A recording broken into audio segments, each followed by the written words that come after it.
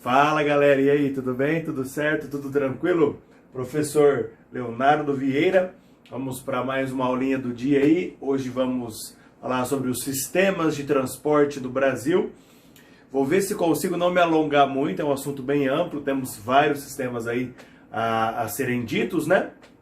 Vamos falar das principais características, digamos, vantagens e algumas desvantagens desses principais modais de transporte do nosso país, tá? Mas antes de começar, se inscreve no canal, dá um like, ajuda a gente aí, beleza? Bom, quando falamos do sistema de transporte no Brasil, teremos uma distribuição predominantemente pelo sistema rodoviário.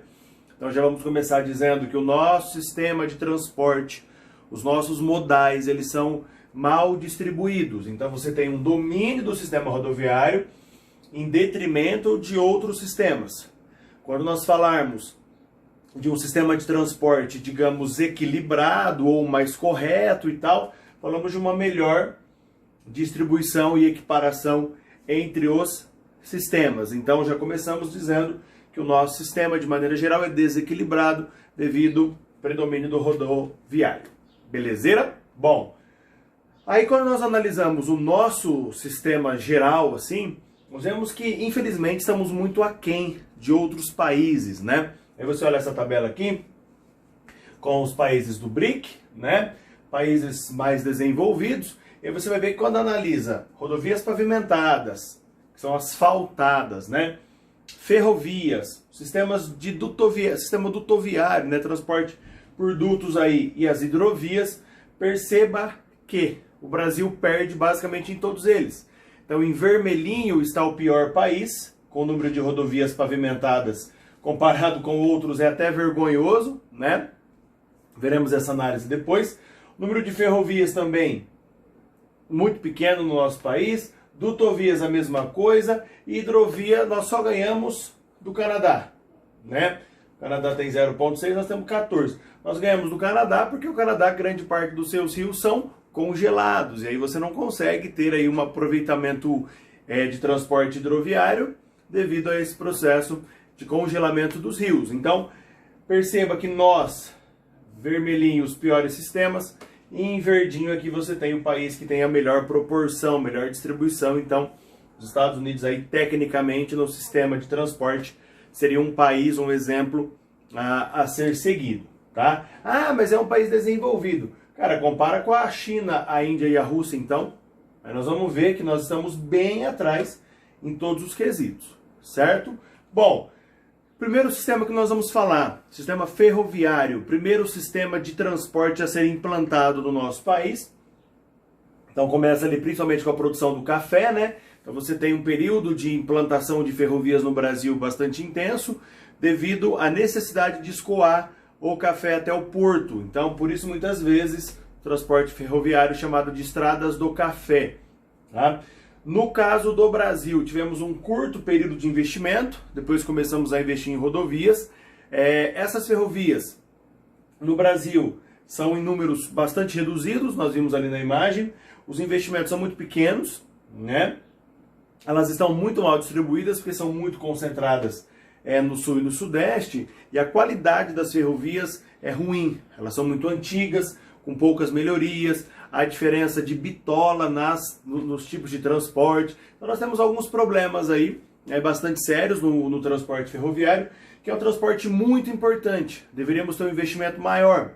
Apesar dele ter crescido, a gente olhar aqui, ó, de 2016 para 2018, o sistema ferroviário ele aumentou um pouco a sua participação, principalmente devido à exportação de grãos, porque a principal utilização de ferrovia no Brasil hoje, exportação de minério de ferro, principalmente, né, grande parte aí do transporte ferroviário é para exportação, o transporte, né, o escoamento de minério de ferro no Brasil, depois principalmente aqui grãos, a soja e o milho, e com o aumento da demanda de produção de grãos, principalmente nos últimos 2, 3 anos aí, tivemos um aumento então do transporte ferroviário, tá? É um sistema para o nosso país muito legal, para um país de dimensões como o nosso, ele é muito bom, porque transportes a longa distância, ele é bastante eficiente, né, devido ao custo ser menor. a poluição é bem menor, a manutenção do sistema é mais baixa, então você não tem que ficar arrumando constantemente esse sistema. A manutenção é bem barata. No final das contas, ele também é bem seguro, bem mais seguro, por exemplo, do que o sistema rodoviário. Temos aqui o nosso sistema de ferrovias, é basicamente o mesmo sistema de 1920, se a gente voltar aí a 100 anos atrás, é basicamente o mesmo sistema, com poucas alterações dentro do nosso território. E se compararmos com os Estados Unidos, por exemplo, tem a maior rede ferroviária aí que a gente conhece por metro quadrado. Ah, mas Estados Unidos é desenvolvido. Beleza, compara com a China então, vê a disponibilidade de ferrovias. Para países muito grandes, países continentais como o nosso, ter sistema ferroviário muito grande é muito importante, tá? E aí, a densidade dessas malhas ferroviárias, perceba que por quilômetro quadrado, a cada 1000 quilômetros quadrados, quanto de ferrovia se tem, então quantos quilômetros a cada 1000 quilômetros quadrados. Perceba o Brasil aqui embaixo. Então, nossa densidade também é muito pequena. Então, não é só o número de ferrovias, mas a densidade pelo nosso território é bastante baixa, né? Então, necessitaríamos de um investimento maior e melhor, que é um sistema bem legalzinho. Agora, o que nós mais temos? Sistema rodoviário. É o mais importante do Brasil, é o mais usado. Há um investimento muito grande a partir do processo de urbanização mais intenso no nosso país. Depois da crise de 29, né, grande parte da população sai do campo, vem para a cidade. Aumento do processo de industrialização no Brasil faz com que as rodovias se expandam aí, né, pelo território. Aí depois você tem pressão das grandes multinacionais a partir de JK, que pressionam muito o governo brasileiro para construir rodovia, porque se tem rodovia, você tem carro para rodar, né? Então uma pressão muito grande fez e faz com que o nosso país tenha um predomínio e dê privilégios ao sistema rodoviário, tá? Dá para ver aí que tem bastante rodovia, só que assim, nós vimos lá que a pavimentação é muito pequena, somos o pior país ali naquela tabela em pavimentação, ou seja, 12% das rodovias brasileiras são asfaltadas, a maioria delas estradas de terra, estradas rurais, estradas municipais, estradas de terra aí. A maior parte do transporte brasileiro de passageiros e de carga, né, é feito pelo sistema rodoviário. Essas rodovias vão se concentrar muito, principalmente no Sudeste e no Sul. Perceba aqui as principais rodovias federais, ou as principais rodovias do Brasil. Você vai ter aqui Centro-Sul de maneira mais efetiva. É o sistema mais caro, é o sistema que tem um consumo de combustível muito grande, é um sistema de manutenção muito grande, é um sistema que polui bastante pela queima desse combustível aí. O custo de manutenção é necessário recapear e cuidar dessas rodovias aí constantemente. Aí você coloca o pedágio, esses pedágios são caros, colocam um custo a mais ainda, né, no sistema de transporte. O número de acidentes também é maior. Enfim, você tem uma série de fatores ruins dentro do sistema rodoviário. Mas ele é um sistema que, para transporte rápido, para transporte curto, para transportar pessoas de um lugar para outro no dia a dia aí, ele é um sistema bastante efetivo. Só que, no entanto, mesmo essa efetividade do sistema rodoviário, de cá para lá, dali para cá, vem perdendo espaço. Por quê? Porque aí tem muito carro, essa rapidez que ele proporcionava não proporciona mais. Por quê? Porque você tem engarrafamento, você tem congestionamento. Então, você tem um processo de complicação do sistema como um todo, porque há um predomínio do sistema rodoviário dentro do nosso país. Aqui as principais rodovias dentro do estado de São Paulo, lembrando que as rodovias federais terão o nome BR, né? Aqui do lado de Rio Preto passa a BR-153, uma rodovia federal, e aqui as rodovias dentro do nosso estado, as amarelinhas, são as rodovias estaduais, são as SPs, né, que estão duplicadas aqui de pista dupla, e o restante, as verdinhas, são as rodovias também SP, só que de pista simples, né, que não é duplicada, certo? Bom, e de rodovia importante também dentro do nosso estado, dentro do Brasil, nós temos o Rodoanel, é o maior anel viário, uma das maiores construções do mundo, o maior anel viário da América Latina, é um sistema de rodovias ao redor da cidade de São Paulo. Então, quando você aqui do interior ia para a praia, por exemplo, não sei se você vai lembrar, mas você chegava em São Paulo pela Anhanguera, ou pela Bandeirantes, né? E tinha que atravessar a cidade de São Paulo até pegar, por exemplo, a Imigrantes aqui embaixo para ir para a praia. Caminhão para ir para o Porto de Santos, todo o transporte de carga para exportação no Brasil, para o Porto de Santos, que é o nosso principal porto, passa por São Paulo. Então passar por dentro de São Paulo, né? Agora com o Rodonel, esse sistema faz com que você passe pela lateral aqui. Então as rodovias aqui do Rodonel são inauguradas e aí você tem um encurtamento do processo ligando as principais rodovias do Brasil. Isso faz com que os caminhões, por exemplo, não passem mais por São Paulo, nós não precisamos passar. Então você otimiza tempo, diminui congestionamento, diminui poluição, você diminui até a probabilidade de assaltos dessas cargas aí e tudo mais. Só um detalhe que ele não está 100% pronto, a parte norte aqui, próxima a Guarulhos principalmente, ela está parada. Estima-se aí que ela vai ficar pronta em 2022. Já era para estar pronta, mas vai atrasando. E o orçamento já estourou, em grande parte, o valor original. E se os custos forem sendo estimados aí, forem gastos, o custo da obra total vai ficar em média de 80% mais cara. Tá? Só para você ter uma ideia o quanto talvez, né, se desviou de dinheiro nessa obra aqui. Talvez, né? Bom, transporte hidroviário. Vamos falar do transporte por rios. Se tiver o país com um rio, um rio propício para transporte, é um transporte muito barato. Agora, se você tiver que colocar infraestrutura nesse rio, você vai ter um gasto e um custo maior. No entanto, mesmo assim é bastante compensatório, tá? Então, o transporte hidroviário, ele é pouco usado no Brasil, só que ele tem um potencial imenso no nosso país. Grande vantagem, o custo é menor, a capacidade de carga é muito grande, o consumo de combustível é muito menor e, portanto, ele polui muito menos. No entanto, você tem que fazer grandes investimentos para que esse transporte aconteça, né? Mas depois de produto de feito, aí já era, tá? Agora não dá para chegar em todo lugar com o hidroviário, né? Então você não consegue chegar em todos os lugares. Aí você precisaria do que a gente vai falar no final, que seria a multimodalidade de transporte, você usar mais de um sistema. Mas dá uma olhada no comparativo aqui, ó.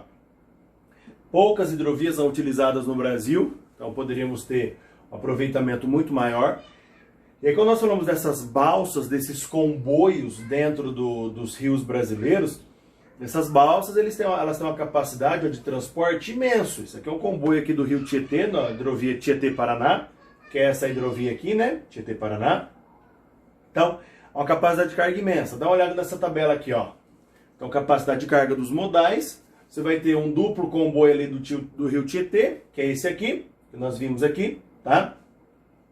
Ele vai ter a mesma capacidade de carga de 3 trens, cada trem com 86 vagões, tá? E a mesma capacidade de carga de 180 carretas bitrem. Ou seja, você vai ter aqui uma disponibilidade de transporte bastante efetivo, com um custo obviamente muito menor, não só no combustível, como também na emissão de poluentes. Então há uma necessidade de investimento grande, né, em hidrovias e em ferrovias. O que nós mais investimos no sistema rodoviário, que é o mais caro e o mais poluente. Tá? Então, por isso você consegue enxergar um pouco aqui a necessidade de investimentos no transporte hidroviário e no transporte ferroviário. Belezeira? Custo aqui por tonelada transportada a cada quilômetro. Então, a cada quilômetro que você rodou transportando 1 tonelada, a hidrovia custa $1, ferrovia 4, rodovia 8. Né? Então, o custo geral da rodovia é muito maior do que todos os outros, certo? Sistema metroviário, importantíssimo para grandes cidades. É o sistema que transporta pessoas com rapidez, com eficiência, sem congestionamento. Então, se houver um grande investimento no sistema metroviário, você tem um fim, basicamente, ou uma diminuição muito grande de congestionamento em grande cidade. Porque o metrô ele é muito efetivo, ele é muito rápido. O problema dos sistemas brasileiros é que eles estão parados há décadas, investimentos são muito pequenos. O metrô de São Paulo é o maior do Brasil e mesmo assim você tem investimentos muito pequenos no metrô. O crescimento desse metrô é muito lento, é caro e fica mais nas áreas centrais. Compara o metrô de São Paulo aqui, ó, em tamanho, ou melhor, desculpa, em gráfico aí, ó, com os outros. Então São Paulo inaugurou o metrô em 74, e aí você tem hoje 74 quilômetros em extensão do metrô de São Paulo. Perceba, ó, que nós perdemos de todo mundo. Então todas essas cidades aqui têm sistemas muito maiores do que os nossos, né? E São Paulo é uma cidade muito maior do que quase todas essas daí, certo? O número de estações também é bem pequeno, o número de linhas também é bem pequeno. Compara com Xangai, a inauguração em 95, olha o tanto de metrô que tem, olha aqui. Então é investimento no transporte que pode ser público ou não, mas geralmente é privado, né? Mas pode ser público, de qualidade, rápido e efetivo para as grandes cidades. Não precisa pôr em cidade pequena, mas em grande cidade é essencial. Acho que essa imagem aqui, ó, eu falei de Xangai, acho que essa imagem reflete um pouco, né? Então você tem Rio 93, 2013, perceba a diferença. E você tem Xangai, que não tinha metrô em 2013, o que ela fez. Tá? Então, são investimentos públicos imensos que valem a pena para desburocratizar o transporte de uma cidade, né? Bom, modal dutoviário é um modal de transporte por dutos, né? Você vai transportar principalmente óleos, no caso óleo, por exemplo, petróleo, gás natural, gás de cozinha, você transporta aí por dutos e também pode transportar minério de ferro. Então o Brasil tem aí uma importância no sistema dutoviário, mas como ele é de uso industrial, de uso para produtos especificamente tal, e é bem específico, a gente não vai dar muito detalhamento do sistema dutoviário brasileiro, tá? Mas ele está espalhado aí pelo nosso território, certo? Transporte marítimo, diferente do hidroviário, aqui de fato é pelo mar, então aí você vai ter os grandes navios aí transportando pelo mundo. Então é o transporte que liga o mundo, né? Então o transporte marítimo faz com que as relações comerciais do mundo basicamente aconteçam, que ele é muito mais barato do que o transporte aéreo, mas muito mais barato, né? Responsável aí por basicamente 70% da circulação mundial de produtos. E só diferenciar aqui, ó, navegação de longo curso é quando o navio sai, por exemplo, do Brasil e vai para a China, sai do Brasil e vai para outro país. Então, de um país para outro, pode ser Brasil e Argentina, tá? É navegação de longo curso. Navegação de cabotagem é quando você sai de um país para dentro do mesmo país. Então, por exemplo, o navio sai do porto de Paranaguá, no Paraná, e vai para o porto de Santos. Navegação de cabotagem. É bem importante para o país, tá? Então, transporte de cargas dentro do país, ou seja, dentro do mesmo país, aí, de um país para outro, é longo curso. Dentro do mesmo país, cabotagem. É um transporte bem importante, né, no nosso país e no mundo inteiro. Os países usam muito. Para os Estados Unidos, isso aqui é muito importante, tá? Então, dependente aí de importação e exportação. No caso do Brasil, nós temos os nossos portos aí, né? Nossos portos são bastante ruins, na maioria deles. Destaque para o Porto de Santos. O Porto de Santos é o maior do Brasil, dos mais modernos, e mesmo assim tem um monte de problema infraestrutural.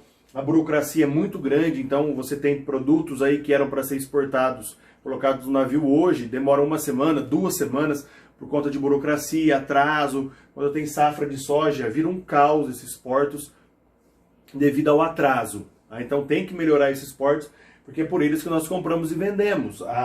Aumentar, acelerar o fluxo dentro de um porto é muito importante para a economia de um país se desenvolver. Na verdade, o transporte em si, né, é muito importante para isso. Outro sistema, aviação. O sistema de aviação no Brasil cresceu bastante nos últimos tempos, nas últimas décadas aí, houve um crescimento muito grande. Naturalmente, o nosso território muito vasto e a estrutura brasileira para aviação, digamos, no ar, é muito legal. O Brasil é um país que tem poucas turbulências, por exemplo, poucas instabilidades climáticas. Então a aviação ela corre bem aqui no Brasil. Cresceu, só que falta investimentos, né? Os nossos aeroportos também ainda são bastante precários, na maioria deles. Tivemos alguma melhoria durante a Copa do Mundo e Olimpíada, né? Mas tem aeroporto ainda ficando pronto para a Copa do Mundo, então está um pouquinho atrasado, né? Temos algumas empresas, cresceu a concorrência e tal, só que agora, com essa crise aí do coronavírus, as empresas aéreas, eu acho que elas são basicamente as mais afetadas, né? Porque a aviação parou no mundo. Então, quase todas elas estão pedindo ajuda, para os governos, várias já estão decretando falência porque elas não estão voando. E você manter uma empresa aérea, o custo, né, é muito alto, mesmo os aviões parados, isso tem um custo de manutenção e esse custo é bastante elevado, tá? Então, um problema seríssimo do coronavírus também, além de todos os outros, é para a aviação mundial, não só a aviação brasileira. E destaque para a Embraer, lembrando, quando você fala da TAM, da Azul, da Gol, são empresas aéreas, são empresas que fazem os voos, né? Quando você fala da Embraer, é uma empresa que produz o avião, ela constrói o avião. Então seria como se fosse uma marca, né? Por exemplo, a Azul é uma empresa que basicamente só roda com aviões da Embraer, das maiores empresas do mundo de produção de avião, que é brasileira, certo? E por último, transporte intermodal ou transporte multimodal. É uma ideia de você, no mesmo sistema, por exemplo, o produto vai sair de uma cidade, vai para outra cidade, você usar uma disponibilidade de transporte diferente. Então você não usa um só. Exemplo, o produto vai sair de Ouro Branco em Minas, tá? Ou aqui, fica mais fácil aqui, sai de Ouro Branco em Minas Gerais e vai para a cidade de Simões Filho, lá na Bahia. Distância é de 1.500 quilômetros. Se ele for só de caminhão, sistema rodoviário, vai gastar R$ 5.800 a viagem, certo? Se ele for no sistema multimodal, ou seja, uma parte rodoviário, depois uma outra parte, uma maior grande parte, né, o ferroviário, depois volta para o rodoviário de novo, ou seja, você usa mais de um sistema, tá? Poderia colocar o hidroviário em alguns lugares também, depende. Você usa mais de um sistema. No final das contas, 5.100. Ah, qual que é a diferença? R$ 662. Cara, estamos falando de uma diferença de mais de 10% em uma única viagem. De exemplo, se você colocar multimodalidade em prática no nosso país, você tem vantagens absurdas. Só que você tem que interligar os sistemas, né? Você tem que possibilitar e facilitar o transporte ferroviário se ligar ao rodoviário, a transmissão da carga ali, isso é mais fácil. Do hidroviário para o ferroviário, do rodoviário para o ferroviário, enfim, há uma necessidade de adequação de tudo aqui. E aí quando você consegue fazer a multimodalidade, o sistema fica muito mais barato, muito mais interessante. Então isso aqui deve ser incentivado, porque você diminui custo e aproveita melhor os sistemas aí. Porque cada sistema, ele tem uma vantagem, né? Ou uma desvantagem. Ou várias vantagens e várias desvantagens. Resumidamente, ó, em termos de velocidade, mais lento aqui é o sistema dutoviário, por exemplo, a mineração, e o mais rápido, o sistema aéreo, né? Em termos de consistência do processo, aéreo, quem já viajou de avião, aí o atraso, a falta de informação, as conexões são muito ruins. O dutoviário, ele é bastante consistente, você não trava o sistema. Capacidade de movimentação, o dutoviário é menor, né, porque ele é preso ali, ele é estruturado ali. O aquaviário você tem uma disponibilidade pelo território, basta que os rios existam ali. Disponibilidade dentro do território. No nosso país, no caso, o rodoviário é o mais importante, né? E a frequência de uso, o dutoviário usa-se constantemente, né, basicamente 24 horas por dia, e aí você vai tendo aqui uma diminuição da frequência de uso. Cada um com suas vantagens e desvantagens, cada um com sua aplicação. Belezeira? Qualquer dúvida é só falar com a gente. Mais uma vez, se inscreva no canal, dá um like aí e ajuda a gente. Belezeira, moçada? Bons estudos, fiquem com Deus. Aquele abraço, valeu!